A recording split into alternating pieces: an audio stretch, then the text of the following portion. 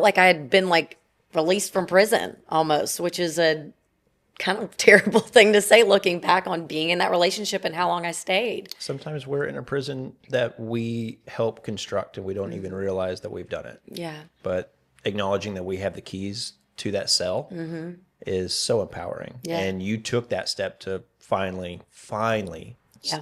step. Hi, everybody. Thank you so much for joining us on Dating Today. My name is Brock Olson. I'm your host. Today, I'm joined with my co-host, Megan. Hello. And we're joined also today with my good friend, Lexi White. Hey guys. And today, we're going to be talking about dating men who are emotionally unavailable. Add it up.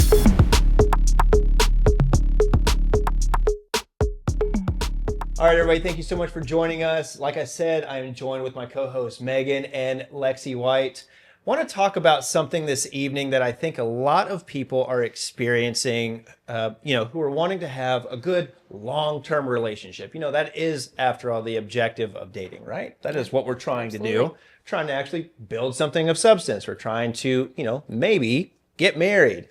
But what happens when we meet somebody who seems to like check off all the boxes? They might be saying all the right things, but maybe they're not quite emotionally available. Maybe they've gone through some bad relationship experiences in the past.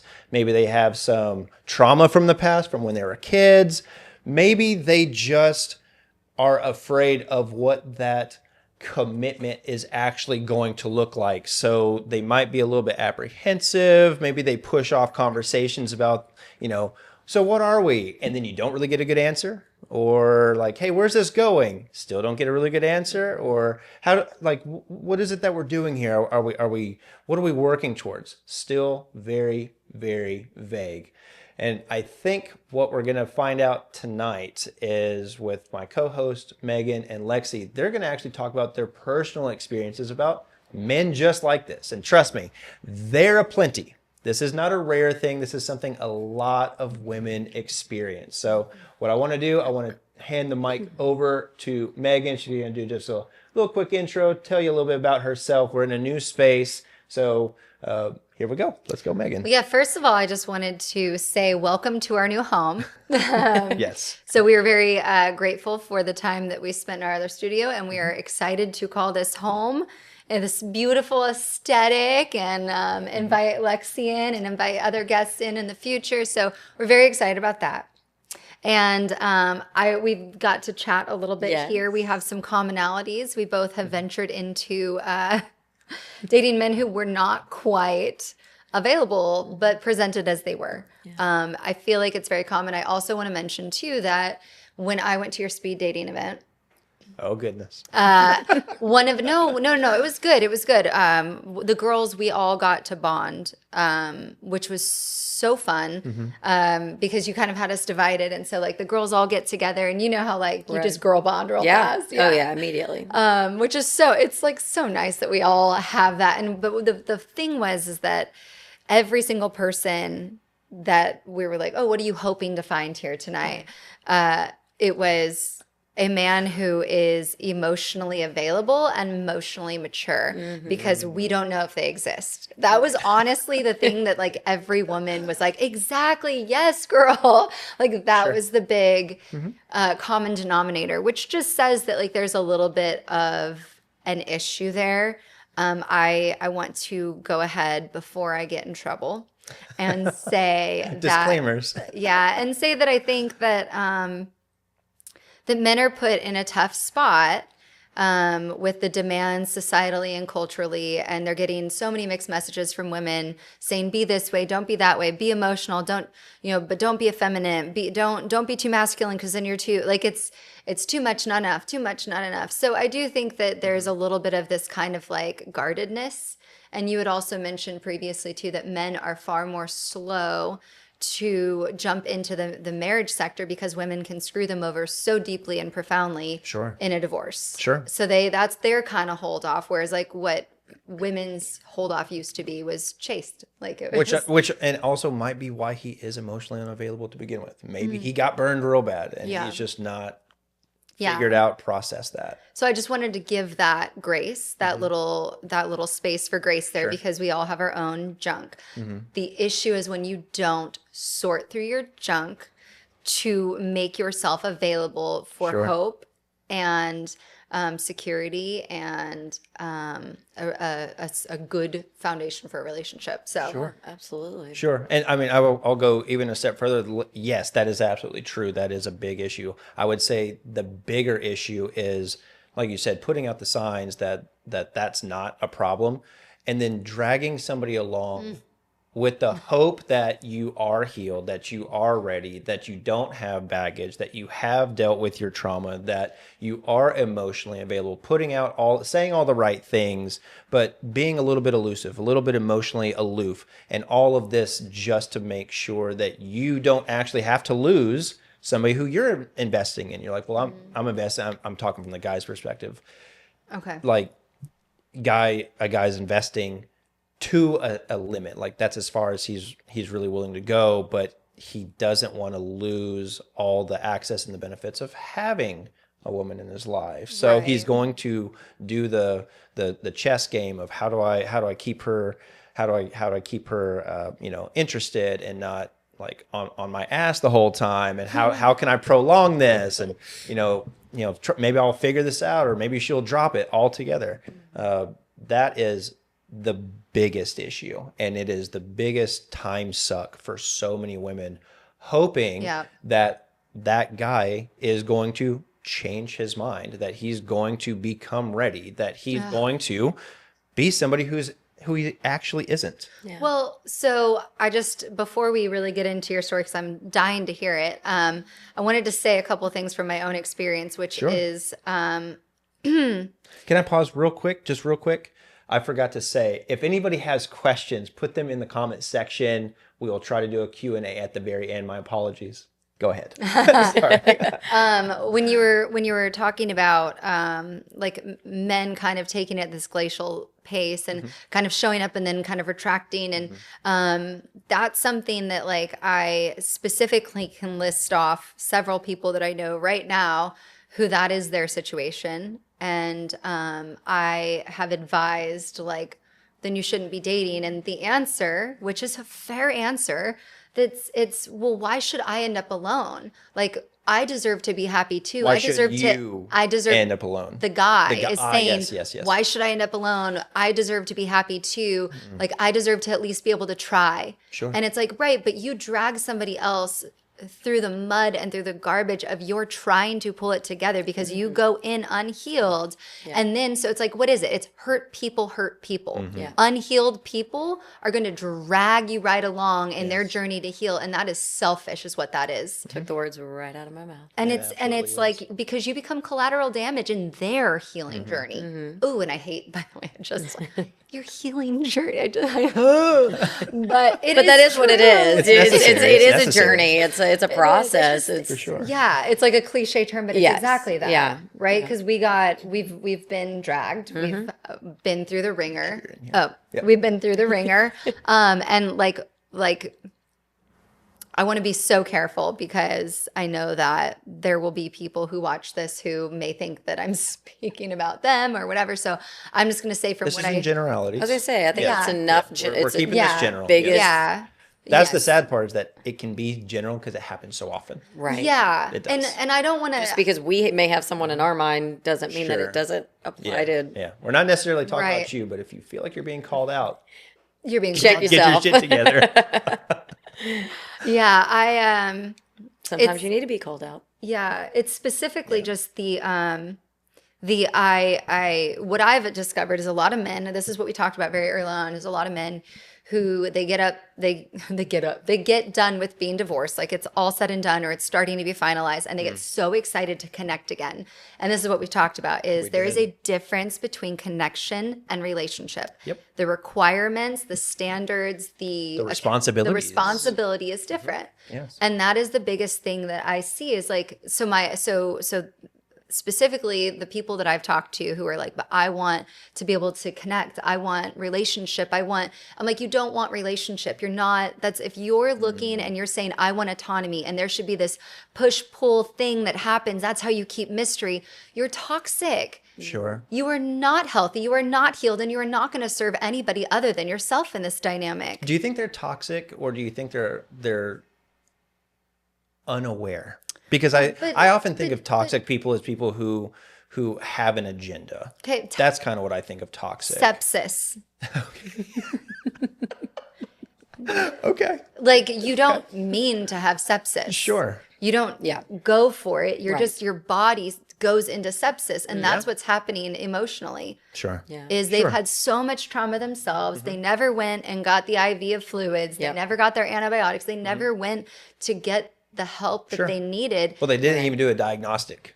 They did. They didn't even do a the diagnostic. I was going to say, I think you can be unaware, but also be toxic at the same time. Exactly. And that's what I'm saying is like it's sepsis of the emotions. Absolutely. Yeah. Yeah. Okay. Well, Lexi, I want to introduce you. Yes. So you and I have known each other, what, 4 or 5 years? Yeah. Something like that. Yeah. We connected because you were going through a breakup where a guy that you had been dating for a handful of years was doing everything possible to not give you that full commitment that you thought that you deserved. And things didn't work out. It was obviously very devastating. You reached out. We did a lot of work together.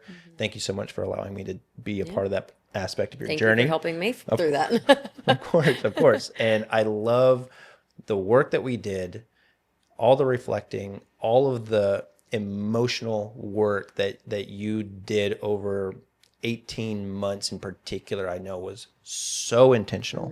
And it was so beautiful watching you do that and seeing where you are now. You're engaged to be married to seems to be like a lovely man. I follow you on social media. Obviously, I just got to meet him. He's seems like a very, very good guy. He had to step out to take a call. Yeah, totally fine. I'm like the imaginary man over Right. here. He's somewhere over I there. promise I'm But engaged. you did such a good job. Thank you. I know that process, when you're in it, you can't see where you currently are. Absolutely. There's no way. It's so devastating because the one thing that women value the most is their youth because of their baby making years. And guys don't seem to give a shit about wasting those. Yeah. Thank you for saying They don't. Well, it's not a concern of theirs. It's Right. not something that they have to think about. Now, there's concerns that men have that women don't think about. We're not going to get into that, but we're going to talk about this, that Right. you as women have a biological clock. And a lot of guys just don't either think about it or don't care to think about it. Some guys do, and Right, they're the good dudes. But some guys don't care to waste your most valuable baby making years.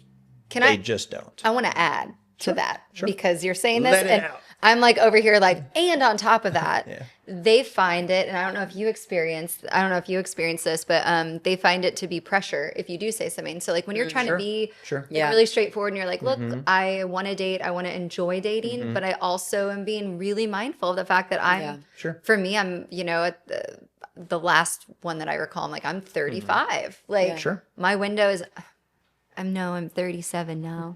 I know my window's closing in on me. Still got time for a good man. Still got time. They're like, well, I want to take things really slow, so I might not be best suited for you.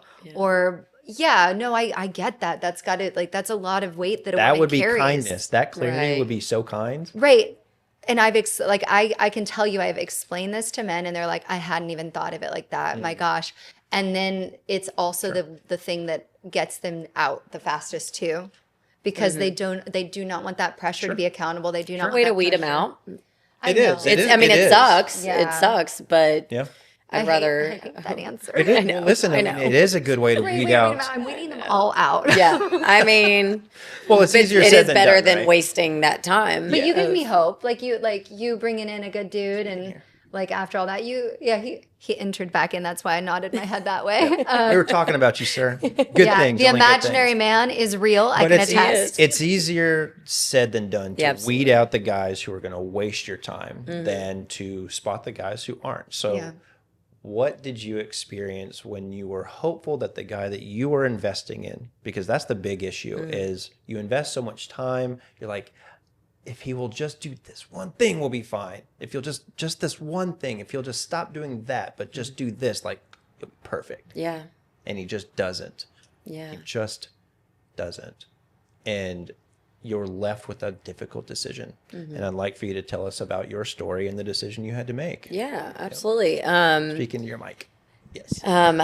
I mean, like you said, you and I worked together after I went through that breakup, but leading up to that, we were together about 3 years, just over 3 years. And during that time, it was a long distance relationship for one, which that always adds an extra layer. But long distance, I was putting in, it was in Arizona. I was flying there every 2 weeks, back here every 2 weeks, I was putting in so much energy, so much time. And it was not reciprocated in a way that, one, allowed, things were happening in the relationship that were not healthy. A lot of toxic behaviors, a lot of very unhealthy behaviors that were red flags. And like you said, you just hope that it gets better. You hope that they do the work. And look, Sure. when someone actually wants to do the work, they'll do the work. Yeah. They will go seek out counseling or say, you know what, I'm done behaving like this. Sure. And he seemed to do that, found a therapist, but it was more so just to kind of shut me up. To appease you. Yeah. And so having that, and it kind of worked itself out to where I unfortunately am being loyal to a fault is not necessarily a bad thing, but But you're a ride or die. I am. If I'm with you, I'm with you kind of thing. And you will never have to question my loyalty. And on the other side of that, I will never give up on somebody. I'm the last person to give up on someone. And so in that relationship, I just kept saying, okay, if this just stops, if this behavior changes, if he stops acting like this. And I think I genuinely was hopeful that it would change. Sure. And I think I reached out to you like a couple of months before we even broke up and was just like, I don't think this is the right thing, but I still could not make myself walk away. Sure. And I got really lucky in that situation because he ended up being deployed for a year into like Korea or somewhere. And it ended up being a situation where he was like, I just don't, think this is, you're clearly not going to move with me.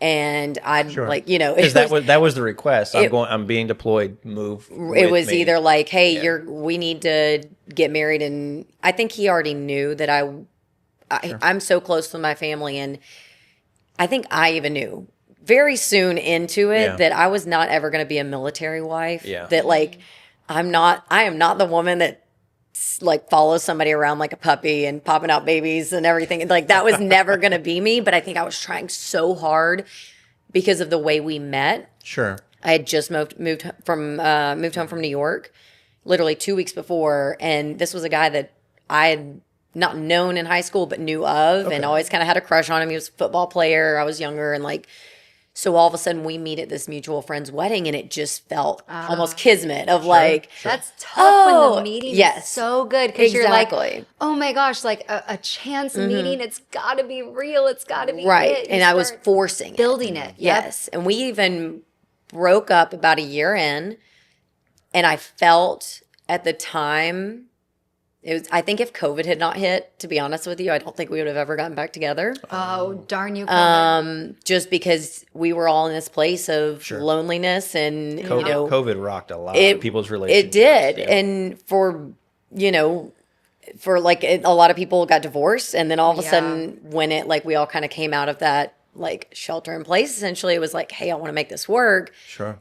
Whereas had that not happened, I think I would have gotten back out there and met other people. And obviously we can look back and say like, oh, this could have happened. But where I'm at now, I'm like, I wouldn't change anything because it got me here. I mean, hindsight. Exactly. And so, I think I knew when we broke up that it was the right thing, but I think I also felt like other people influenced that decision. The first breakup. The first breakup. Yes, Okay, the first okay, breakup. okay. And yet I was like, and I think some of that plays into that independence of I want to make my own decisions, not let anybody tell me. Feeling slightly influenced. Exactly. Even though it was probably good influence and wisdom, Right. you're like, but it wasn't necessarily my whole heart Exactly. that said no. Exactly. And again, you know, and my fiance and I've actually talked about it in our relationships when other people were like, hey, this is not the right relationship.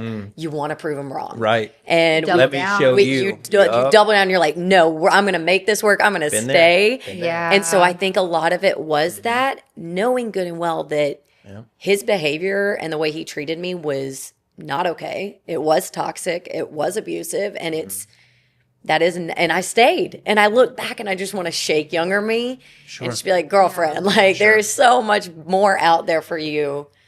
And yet I just was like, maybe if I just stay a little bit longer. I was gonna ask, what are 3 things that made you decide to continue, like to not break that connection? What are 3 things that you can look back right now and tell people like this is why I was hanging on. This is what it was. What are 3 things? I think the biggest one was because it was long distance. It's like this honeymoon cycle. You might fight, but you go home, then you come back, and it's this honeymoon stage again. Vacation, they called it. Exactly. Somebody that I know, his therapist called it. It's vacation dating. Yeah. Is where you're in a makes chronic sense. state of honeymoon because you live long distance. So when Yep. you see each other, Just you have starts it up. so many more days of like, oh, Yes. I think that, to be honest, was the biggest one. I think I wanted to be loved so badly, and I wanted that relationship that my parents had. My parents have had an incredible marriage. They've been together 39 years this year.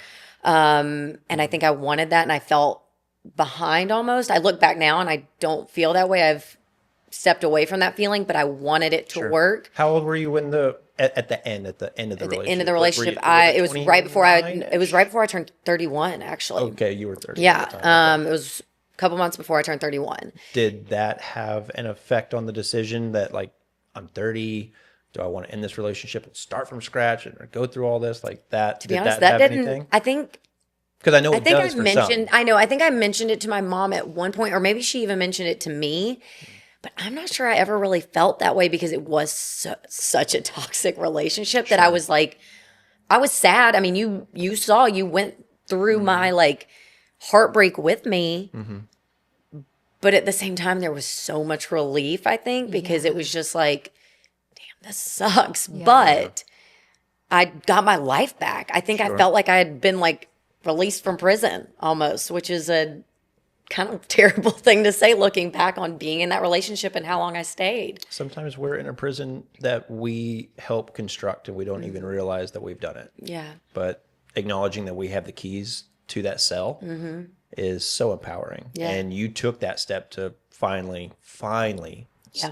step away. What was the final decision to you choosing yourself? Because that's what you had to do. Otherwise, he'd still be taking your years. Yeah. He'd still probably be doing that. Possibly. Not saying Yeah, necessarily, but it's possible. And to be honest, you know, like I said, it really was kind of him saying like, I'm being deployed. Like this just is not going to work. Which looking back again, it almost frustrates me because I'm like, I should have been able to walk away. And I'm like, oh my God, what if he hadn't have said that? Like, would I have been going to Korea to like to visit him? Like, what would that have looked like? And so I'm grateful that I didn't have to make that decision, or that that he made that decision, I guess, for us. He made it easy. He made it easy, but I will say I think I knew that it was over in like November, I think, of 2021. There was a and we stayed together till February of 22. What was it that at around November that you were like, yeah, this is probably not going to be It was a feasible very and specific viable? incident. Drinking was a really big issue in that relationship. And we had been out of town for a football game, and it was, the drinking was a big issue. He was sneaking it behind my back, and my mom watched it, and I was like, no, he's not, he wouldn't do that. You know, still trying to defend him over the person that is always going to have my back, who gave me life. And I'm like, that's not true. And on the way home, You are a ride or die. I am. And on the way home, there was just an explosion on his side of anger and a 40-minute berating. I'm driving Towards you. towards me, telling me that I live a vacation lifestyle, which meaning I travel back and forth every 2 weeks, which I don't know by anybody's standard that that's vacation. Because you have a company, or you did that time. I do. I still do. You Yes. still, okay. That I am more able to work remotely, which is amazing. It allows me and August to travel But it's no now. vacation. But it's I no. know that for I was sure. going to say, when you own your own company, there's not. No. And so, it was, your daddy did this for you, and just very attacking. And I mean, I'm crying driving, and I'm like being told all these horrible things, and I'm like, this is not how I want to live the rest of my life. I deserve more than this. It's like a secret hater. Yeah. Almost. Yeah. It was like this person is supposed to be hyping me up and being, hey, thank you for flying across the country to make this relationship work. And Sure. not that you want things. That's not what I was looking for. But I paid for every flight and then still paid for things once I got out there. I mean, I spent thousands You were and thousands invested, of girl. dollars. You were invested. And looking back on him, Did he never offer to? because I was the one making the choice to live across the country and not move to where he was. That was Wow. specifically what I was told. That's manipulative. Yeah, yeah. Yeah. And there were times where he would drink so much the night before and oversleep and be late for work. And it was my fault because I didn't live there with him. And he's upset about it. And that's how he's dealing with it. And it was just thing after thing after thing that just layered up onto me. And it took a long time to come out of that. So I want to ask, like in retrospect, because you can list all the toxic traits, you can list all the painful parts, you can say this is a fight we had, and we're on the outside just going, how could you put up with that? We all do that, right? Absolutely. I'm sure all your friends are like, how could you put up with that? Why would you put up with that? That's so cruel. It's so manipulative. It's completely one-sided. So what is it? I think this is important. As much as you This is important to address, is what is it that kept you there? Besides the long distance, which I think he had asked that, we hit the long distance factor, but it's part of the dynamic. There's something in the dynamic between you two that kept you thinking and feeling like this is worth fighting for. And sure, you had your ride or die, but you had to have had, like, what is it that you were like holding on to? Is it just your ideology? Was it that you guys had good times that was enough to counter the bad times, or you made it in your head that they countered the bad times? The good times were, my dad told me, my dad was engaged before he was engaged to my mom, and he said, I realized that the relationship wasn't going to work when there were more bad days than good. And I think I had convinced myself that the good days still outweighed the bad. Sure. Yeah, we're very good about that. Yeah. And so I think that was one aspect, like I mentioned before, of how we met. It felt, like, oh, this is meant to be. And then, of course, proving people wrong.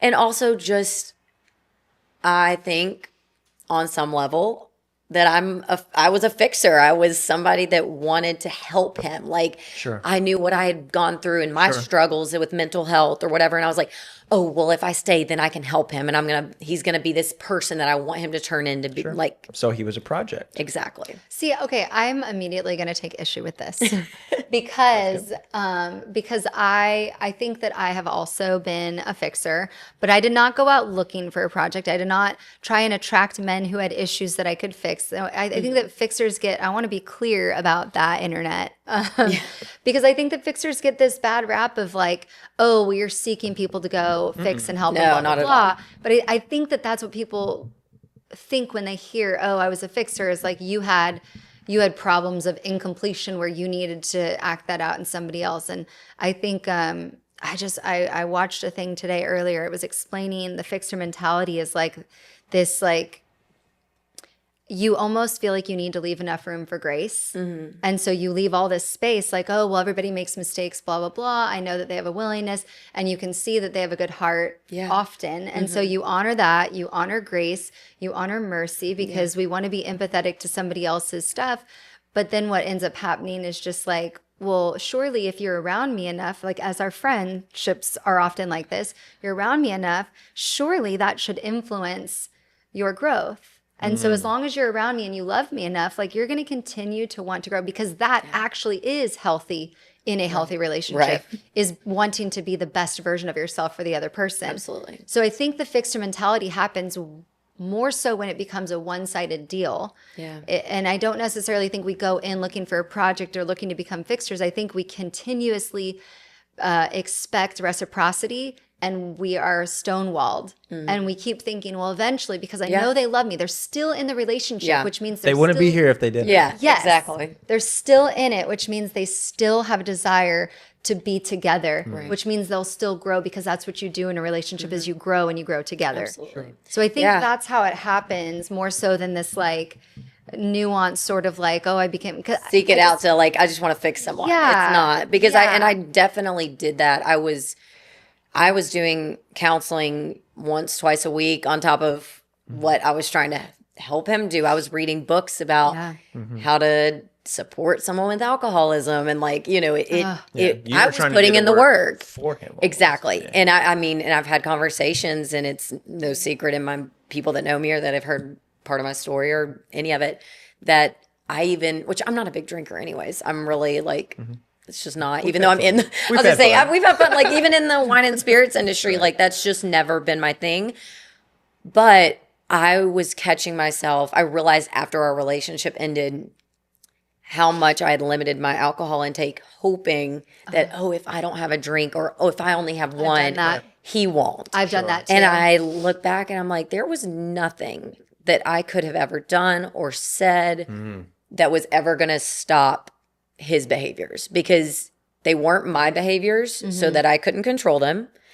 And especially now where I'm at now, I know that if people genuinely want to change something about themselves, or if they're like, hey, you know what, I'm going to hold myself accountable, they will do that. Right. And they will say, you know what, like, I want to be different. I want to be a better, I've done it. We've all done it. Yeah. Of if you are in that healthy space of saying, you know what, I'm tired of my own bullshit. Yeah. I don't know if I'm supposed to cuss on here, but So when then, at what point that we're seeing signs that there's no reciprocation in that wanting to be better and do better mentality, at what point, like how many months do we give it? Like 3 months, 6 months? How long do you give that where you're showing the grace and you're like waiting for that person to show up the way that they should before you go, oh, this is a sign that this isn't happening? Sure. 3 years, unfortunately. Okay. Well, I was going to say that may have number is held different in for for everybody. No, I know. But like, It is. what's a good?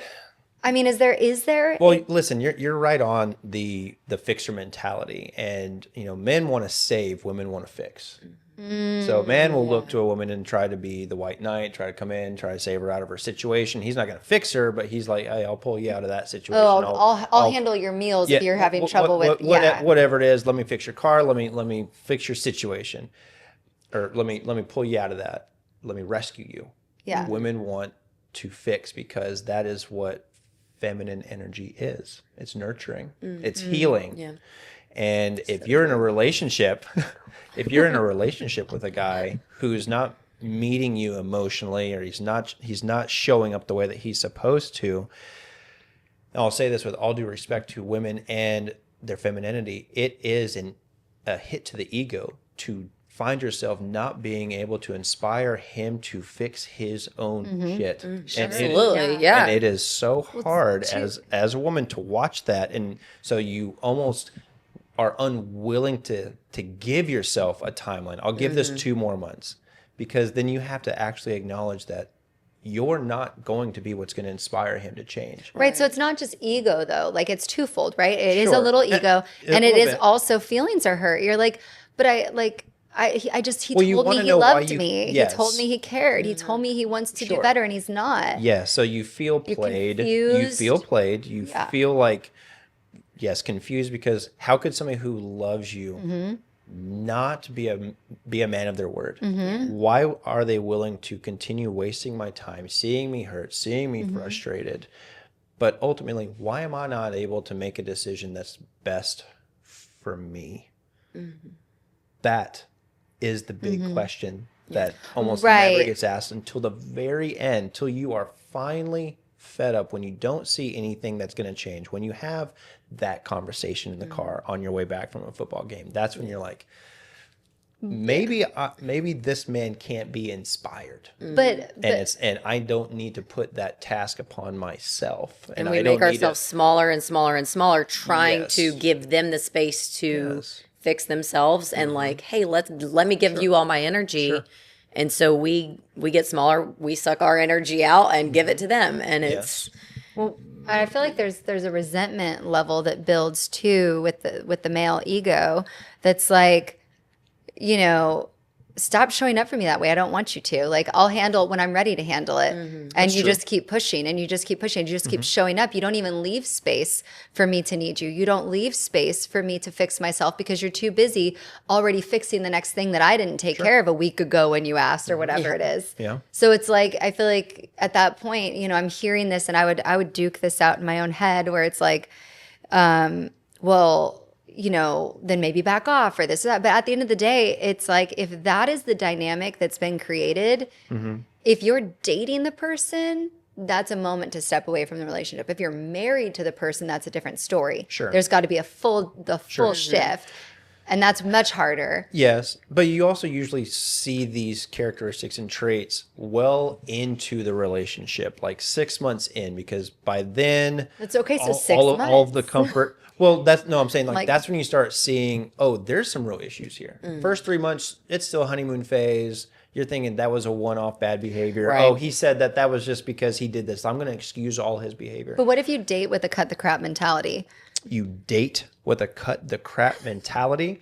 I mean, let's be completely honest. Like, the honeymoon phase doesn't allow you to make the most logical decisions. You are so caught up in the chemical cocktail that's happening in your brain. Like, all you care about is getting that emotional fix again. The way that I feel in their presence is all that matters. That's all. I have to keep that line to that drug. I have to maintain that. I have to keep that in my life because it feels like life. Isn't that a more so man's approach, whereas the women are kind of the gatekeepers at the front end because they want to see a man show up with A, B, C, D before they kind of let down their guard and let him in. By the time that the man finally gets in that gate, is you know, the woman has done the evaluation at the front end. The man gets in the gate. That's when he begins his evaluation, is what I have seen. So what you're saying kind of describes that from a male perspective of like, I'm going to woo her, I'm going to get her, I'm going to make her, you know, want to keep seeing me and be so excited about infatuated. Yeah, the initial chase. Yes. Right. And so that man initial chase that like stirs up all the chemical cocktails, that happens at the front end for men. But I don't know if this was your experience. This has been my experience. I withhold a lot of that at the front end because I'm in evaluation mode. So maybe you're emotionally unavailable. I was going to say, I'm the opposite. Oh, you are just as stoked? Like all in. I am all in. all as in. long as they're showing Right up at the consistently. gate? Yeah. But that's most people. And that's I was going to most say, people. I think I'm a romantic at heart, and I just like, because when I hit it off with somebody, like I don't hit it off with everybody. I can have good rapport with most people, but there is a difference in that for me. And again, that comes back to being loyal and being a very trusting person that I think within that 10 minutes if I'm going to vibe like from there, and I can build but we can build so fast with somebody and it feels so good, and you don't see any warning signs. You're just like, oh, green light, green light, green light. I think I slowed down when I discovered that I had some like anxious attachment stuff. I think I slowed down so that I mindful. I mean, what can I say? Look at your healing journey. Okay, so you slowed down. So you slowed down, so you don't get all caught up in it. But I've always said too that like I date backwards. I've said this since I was like 16. Is like I'm looking for specific things to know that it's okay to start giving my heart over. Sure. And when they show up doing that, I'm like, okay, here. I think that's why I get so rocked when they start showing up not the right way, is because like I already looked for these points and you showed up with those points, but they're showing up with those points because they're excited to. And then when they're no longer excited to and driven by oxytocin and serotonin and dopamine, when they're no longer driven by all their chemicals and they're like kind of showing me their true colors, I'm like, holy crap, like you were pursuing of me, I let you in. But so basically the outcome is the same no matter which way you do it. Yeah. Because if I'm getting rocked and I was putting it all in the beginning It's unavoidable. and you're not, Yeah. And then all of a sudden they get tired of it. Like, it's the same. But that's literally what we're talking about. The whole episode is about emotionally unavailable men. Whether you're guarding yourself and taking yourself very seriously, I'm going to check off all these boxes. Doesn't matter. Once you're in something with somebody and you start seeing that they aren't able to go any further with you emotionally, what do we do then? Yeah. Do we just keep investing? Do we just keep trying? Do we keep seeing if we can fix them? Where's the cutoff? Like, where's the grace cutoff point, right? And where's the like? Okay, because sometimes you hear these stories. This is so like he's just not that into you. You hear these anomaly stories where it does change and they do grow and they chase after you, or they grow up all of a sudden, and it's like, so. I have a friend that happened to, and that was kind of An something anomaly. but it was something that I watched and very close to. It was a very close friend, and watched this guy that she was head over heels with that was like, nope, not interested. And then that switch flipped, and he was like, and they're married and have 2 kids now. Sure. And so for me and several of our friends were like, oh, well, if it happened to them, like, Sure. why can't these people change for us? You know, We take the exception and we make it the rule.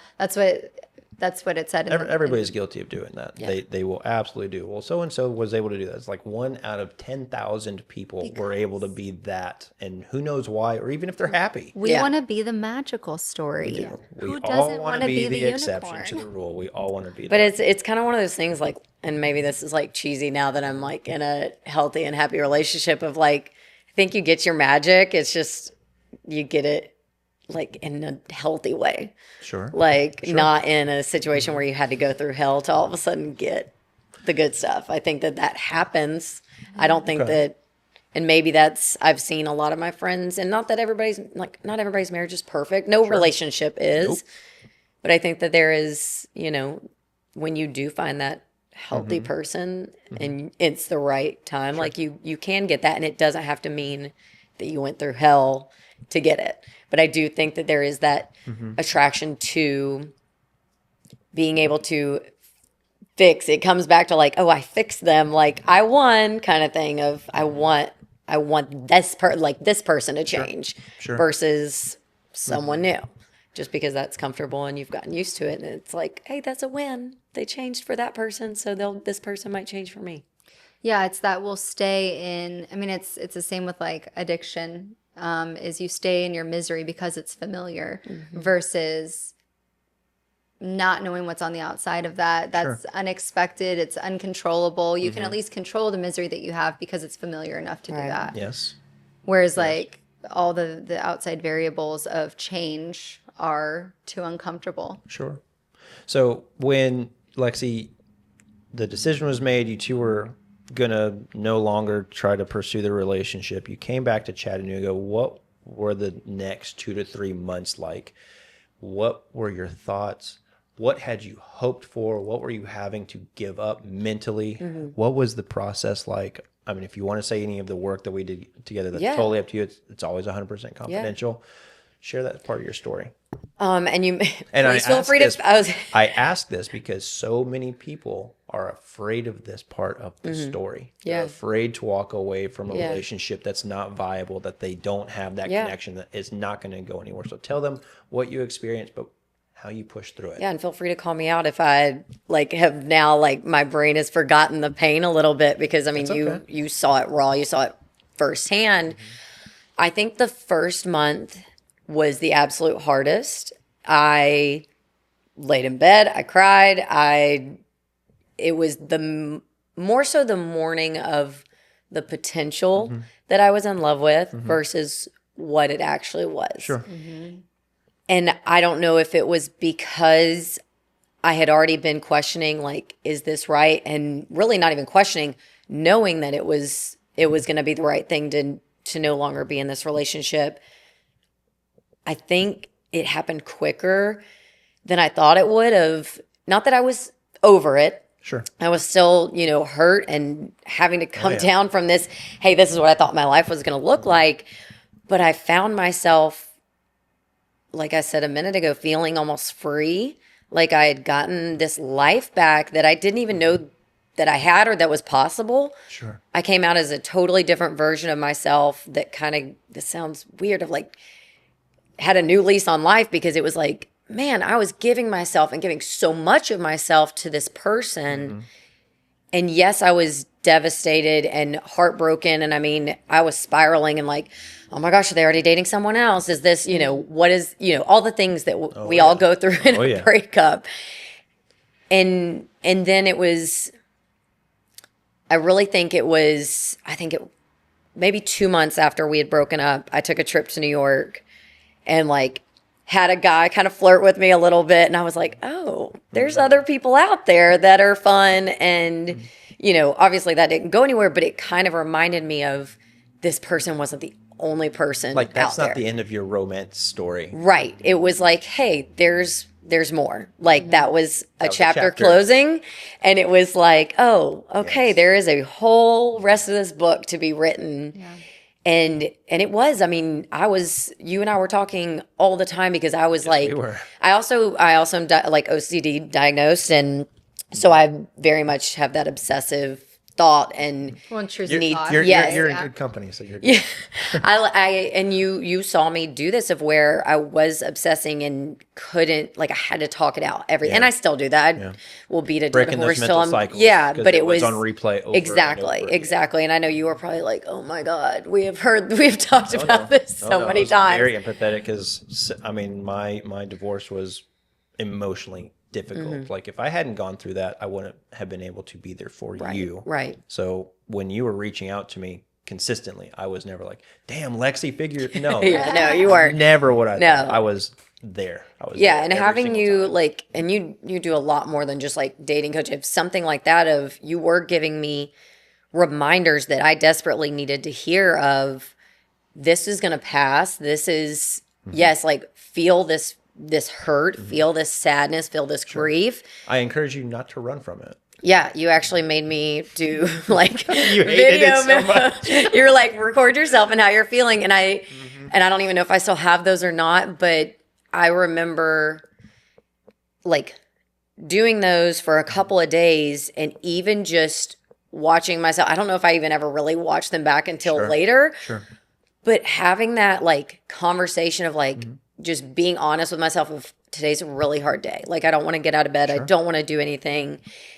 And then all of a sudden, after some time had passed, going back and be like, oh my God, like, why was I ever this upset over this situation? And it was just this clarity. But in that moment of heartbreak, like, nothing anyone's going to say or do is going to, just like nothing I was going to say or do for that person in that relationship was going to change it.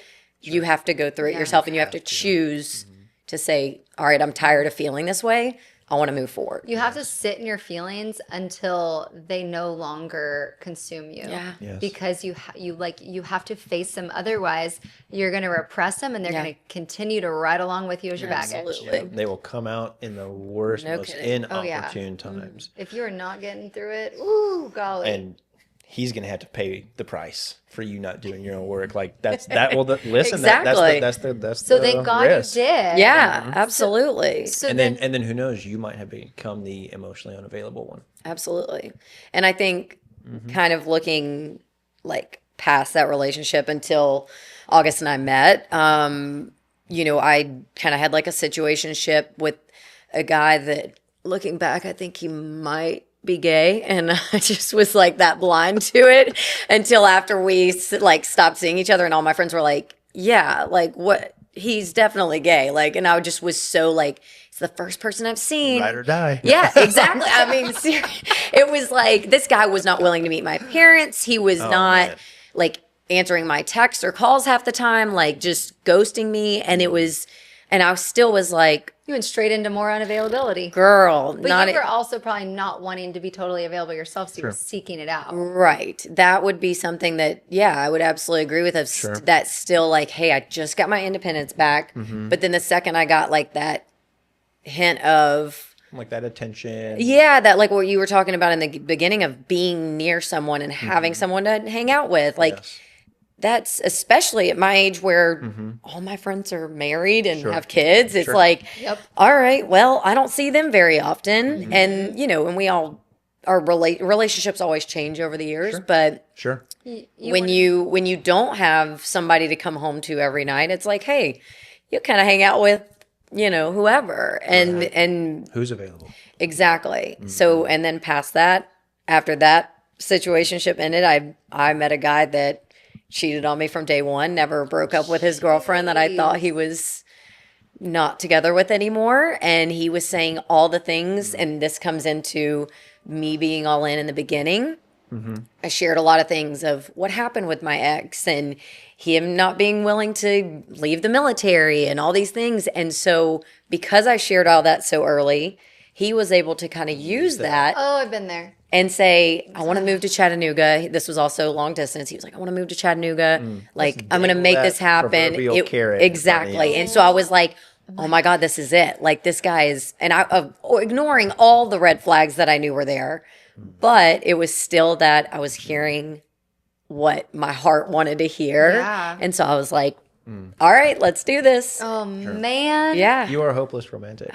You are. I know, but You August did a lot of work, August is though. too, so that makes it That works. Yeah, I want to say though, like hearing that you're a hopeless romantic and that even after you were hurt and even after you had to go through all that grieving, that you continued to look at the sunny side. You continued to like be, but you did not allow it to taint your perspective. You did not allow it to bring you down. You still held that hope. And that is probably why you have a good man over there, is because you held on to hope and you held on to positivity and you held on to like the little rays of sunshine and you were just like, nope, gonna keep on doing it. yeah. You didn't allow it to completely make you cynical, Yeah. which is what most of us do. Like I've been Yeah. there. I'm working out on some of my, like I'm Yeah. working through some of my cynicism right now because I'm just so defeated. Yeah. I'm exhausted. It's easy to dive into that as well. I will say though, So you inspire me is what I'm Well- I'm grateful to have you here and hear your story. that's really sweet. I will say though, I think my last relationship before August, I say relationship, it's the guy that was cheating on me from day one.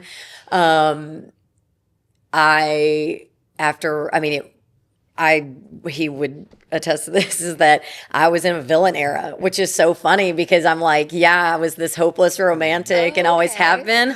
But all of a sudden I was like, I'm like, screw this. I'm done like dating, like Going dark. I'm going casual, like was not, and he was kind of in the same boat after getting out of a toxic relationship. And so we were both kind of like, and then of course our hopeless romantics came out and we were like, oh, we actually like each other. So it's so funny that you say that because earlier in the episode I was saying that one of the reasons for emotional unavailability in men is that they will have gone through perhaps a bad breakup, something that's made them afraid to feel again, to expose their heart to somebody, to potentially get hurt again. And you just perfectly said exactly that's what you did. Like you were like, I'm not getting hurt. I'm gonna go out here, emotions off. Yeah. I'm just gonna operate. That's it. And if you are who you are, which is somebody who did do the work, you can't stay there very long. Yeah, I know. You It can't. lasted about a couple weeks. Yeah. Yeah. Like if you've really done that work, like you can try to turn it off for a Right. couple weeks, but the true you is going to come through. Yeah. You're going to feel that is not congruent to the character that you've developed. Yeah. If It's like a that- shell, like an armor that you want to that's put all on. it And is. it's like, That's all it right, is. You're this is like, heavy. I don't it's want to keep heavy, wearing it's this. uncomfortable, Yeah. It doesn't look good. Like Yeah. it's not even really fit for you. Like it looks cool a little bit, like, but also like, you feel all kind right. of cool in it, but no, Yeah. it's not for Yeah, you. like So- feel like a badass for a second, then it's like, all right, this is Okay. not, yeah. So you feel that when you and August met, that you had put down that armor, that you were ready to connect emotionally. I want to hear I've been dying to hear Yeah, the how we met Let's story. hear the story. Yeah, it kind of starts Slid into your DMs. No. Actually, no. 6 months prior to us meeting, I just started seeing my first situationship. He was in a relationship, and we went to New York. He was actually there for his ex to run the marathon. I was under the impression we were there for a friend's birthday because the friend told me that we were there for his birthday. And so I ended up having to, like, I met him very briefly. It was just kind of like, okay, like, whatever, not, like, I mean, he's dating someone, I was seeing someone, it was not anything like that. But I did think he was the most boring bump on a log person that I have ever met. And obviously now I know that to be the polar opposite, but that is what a toxic relationship will do to you. We all know that. You become a shell of yourself. Yep. So literally about 4 or 5 days after I found out about this guy cheating on me, my friend, same friend that I thought was going to be, we were going for his birthday trip. Same friend called me. It was the day after my birthday and was like, come on, we're going out and celebrating. We're going to get drunk. Like, you know, we're going to go have fun. And I was like, I really don't want to. Like, I'm so bummed out about this whole situation, you know. And he was like, get up. We're going. So we're sitting at Mike's hole in the wall. And he goes, oh, yeah, by the way, I invited August. And I was like, dude, he sucks. Like, he's so boring. And I was like, this is going to ruin the day. And he was like, no, like, he's better. Like, he and this girl broke up. And I was like, and so I was still so uninterested, like, that day.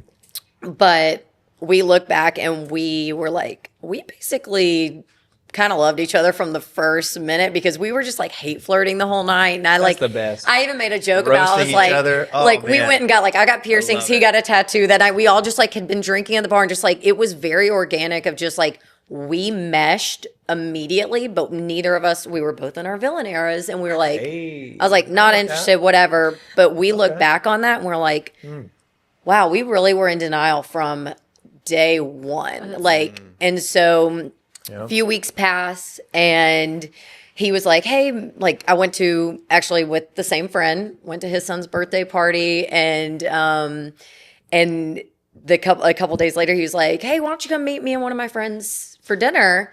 And I was like, I'm in bed. And he was like, it's like 7:30. And I was like, no, that's very Lexi. Yeah, that's very Lexi.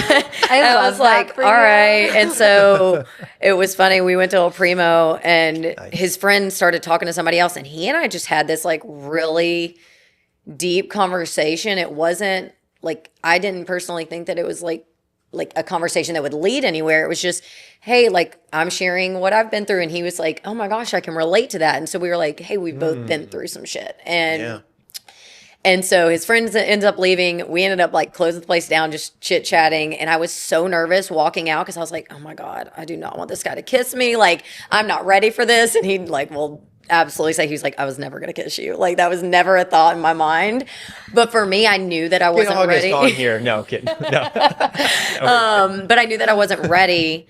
And then we kind of just continued to text and chat. And we saw each other like one more time. I went to a bachelorette party the following weekend and I came home and we hung out and it's kind of been inseparable ever since. He took me through my dog passing away. This is kind of when I knew that he was different than anybody else that I had dated. Nice. He was emotionally available. He was emotionally available. He was literally at basically a bachelor party in Nashville. It wasn't a bachelor party. It was a guys' weekend in Nashville. And I texted him and I was like, I don't know if she's going to make it through the night. She's all of a sudden really sick. Like it was a very quick thing. And he literally left Nashville and drove back and came and just like held me while I cried. The next day, he had not met my parents at this point. We had no intention of introducing them because we were casual. We were like, we're just friends with benefits. You know, we were not going to be serious. We were so dead set on being casual. Yeah. And he met my parents the next day and went with us to the vet. And like, so Tipsy got to meet him. And like, it was just one of those things that was like, I'm going to like try not to get choked up. It's like, this sounds so dumb, but like that dog was my baby. And I felt like when she met him, she was kind of like, he's here to take care of you now. Like, and it just... And he has been, like, he's been, like, everything that I've needed and wanted my whole life. I did not think I was going to get emotional, but, like, he has been my calm. And, like, you know that I am not really a calm person. That's just not really who I am. But I think that's how I knew he was different, was that I felt calm around him, that I never question for a second of like, is this right? Like, is he the right person?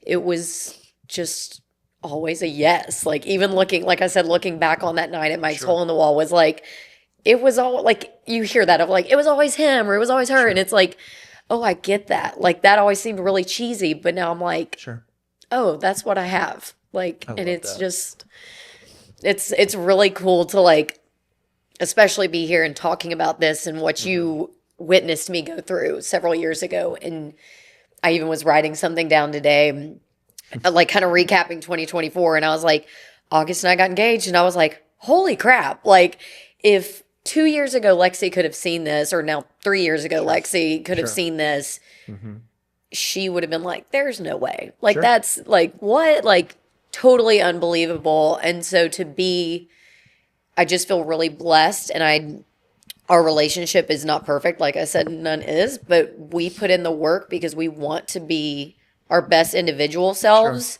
for each other, for ourselves and each other, and for this relationship. And like, I don't take a second of that for granted, because it's like, I've experienced the opposite for so long that all of a sudden when this comes along, and I know even down to the second of that relationship, of that guy cheating on me ending, I know that if that had not happened, I would not have been ready for this. I would not have been emotionally available enough. Even if I was trying to be in my villain era, I would not have been ready. I would not have had that emotional availability that we're sitting here talking about, that men don't have, or, we all can have that at times. And I recognize that had I not gone through every single thing, every heartbreak or things that I thought was like end of the world, that this would not be what it is. And it's pretty crazy to think about that, And I know that when you're in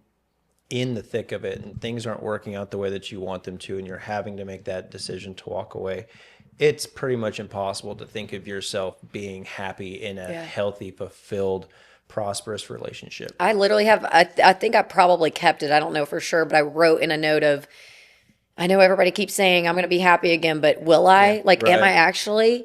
Because I can't see myself also, being happy. Fuck off for a second. I don't want to hear that. Shut up. Like, I don't want to. Yeah. And I distinctly remember writing this note of, I don't know if I believe it. I don't know if I'm actually going to be. It's almost impossible to believe it when you're so close to the chaos that's going on. Thinking that you're going to have sunny days again. Yeah. Like, it's hard to imagine that. Even if you're in the most toxic relationship and all of a sudden you're still questioning, am I going to be happy? It's like, well, shit, am I happy right now? Right. No. Yeah. Like, so there's got to be something better on the other side, because better. Something is going to be better. Because if you're already sitting there saying like, hey, what are we? Or for me, I've always thought of, there's good communication of like, hey, let's talk about where this relationship is going. But I've also always kind of had this thought in the back of my mind of, if you have to just be like, force the conversation of, hey, what are we? I was just going to say. Probably not going very far. And I'm not saying that. No, you're right. I was actually going to say, but ladies, if you have to ask, what are we, more than twice, he's not it. Don't try and push him. Don't try to unnaturally progress the relationship in a pace that's unnatural to him. He's supposed to be the one that's pushing it forward. He's the one that's supposed to be planning, hey, I want to make this person my wife. I want to put them under my umbrella of provision and protection. And if he is not pushing that agenda, save your time. Don't give him the best years of your life. Do not do that. And yes, there are going to be women who do this as well.